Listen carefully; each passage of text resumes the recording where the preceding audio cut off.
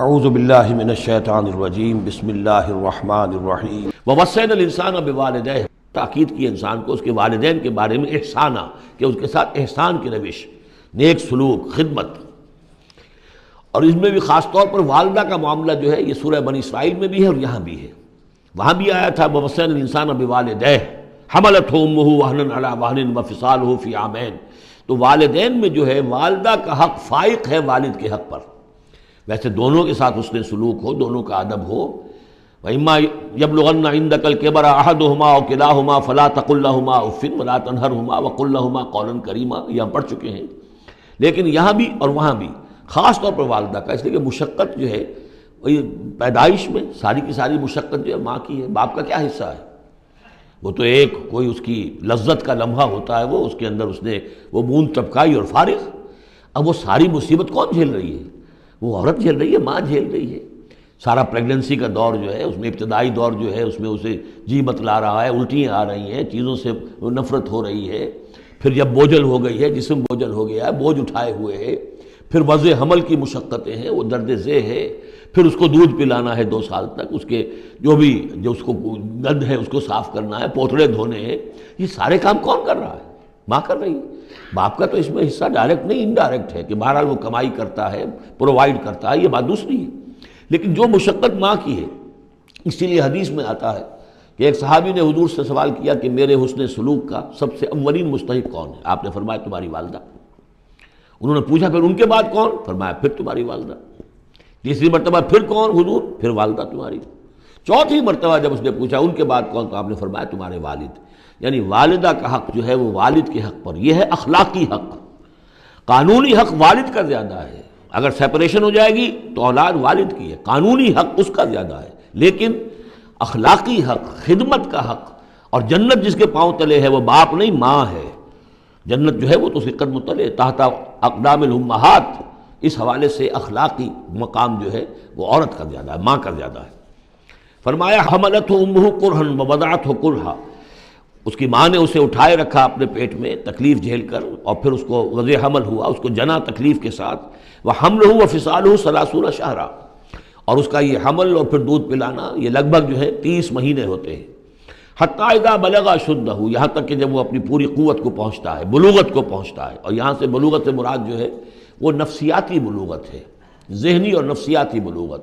ایک جسمانی بلوغت ہوتی ہے، وہ تو 16 17 18 اس سال کے اندر آدمی جو ہے وہ پورا بالغ ہوتا ہے، لیکن جسمانی بلوغت نہیں۔ یہاں جو ہے 40 برس کا ذکر آ رہا ہے۔ حتیٰ اذا بلغ اشدہ وبلغ 40 سنۃ، جب وہ 40 برس کا ہو جاتا ہے۔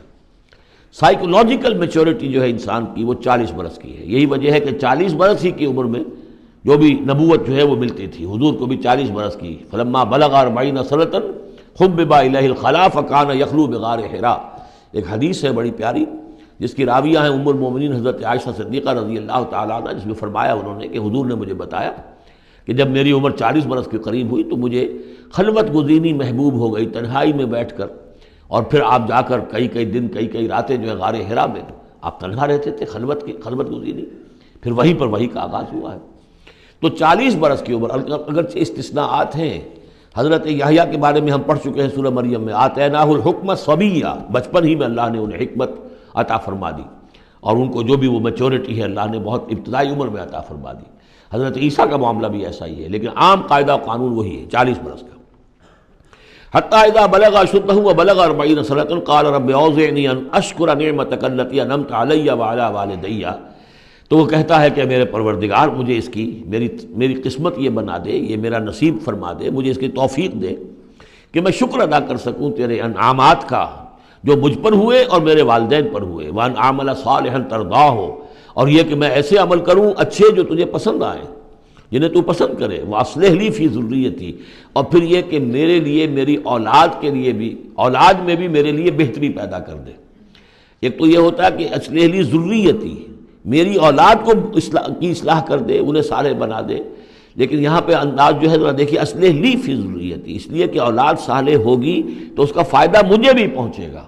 اس لیے کہ اگر اولاد جو ہے وہ صالح ہے اور نیک ہے تو اس سے یقیناً انسان جو ہے وہ دعائیں کریں گے، استغفار کریں گے، اور ان کے جو اعمال صالحہ ہیں چونکہ باپ نے کوئی تربیت اچھی دی تھی تو ان کے اعمال صالحہ سے بھی اس کے اپنے حساب کے اندر بھی ادراج ہوتا رہے گا نیکیوں کا. تو اصلح لی فی ذریتی، میری ذریت میں، میری نسل میں میرے لیے اصلاح فرما دے، یعنی ان کی اصلاح فرما جس سے کہ خود مجھے بھی فائدہ پہنچے. اسی بالکل یہی مفہوم ہے کہ جو ہم نے سورہ الفرقان میں پڑھا ہے، وَجْعَلْنَا لِلْمُتَّقِينَ إِمَامًا. مراد یہ کہ ہماری اولاد کو متقی بنا، تاکہ ان کی جو ہم از خود ان کے آگے چلنے والے ہیں، ان کے امام ہیں، وہ ہمارے فالوورز ہیں، ہمارے پیچھے چلنے والے ہیں. اور قیامت میں ایسا ہوگا، حشر میں آدمی اٹھیں گے اور ان کے پیچھے ان کی نسلیں چلی آ رہی ہیں، تو ہمارے پیچھے آنے والے ہیں وہ نیک ہوں، متقی ہوں. وَأَصْلِحْ لِي فِي ذُرِّيَّتِي إِنِّي تُبْتُ إِلَيْكَ، میں تیری جناب میں توبہ کرتا ہوں، رجوع کرتا ہوں. وَإِنِّي مِنَ الْمُسْلِمِينَ، اور یقیناً میں تیرے فرما برداروں میں سے ہوں. Assalamu alaikum. If you enjoy our videos, please don't hesitate to share them with your friends and family. Also, consider subscribing to our channel to access a comprehensive collection of Dars Quran videos presented by Dr. Israr Ahmed.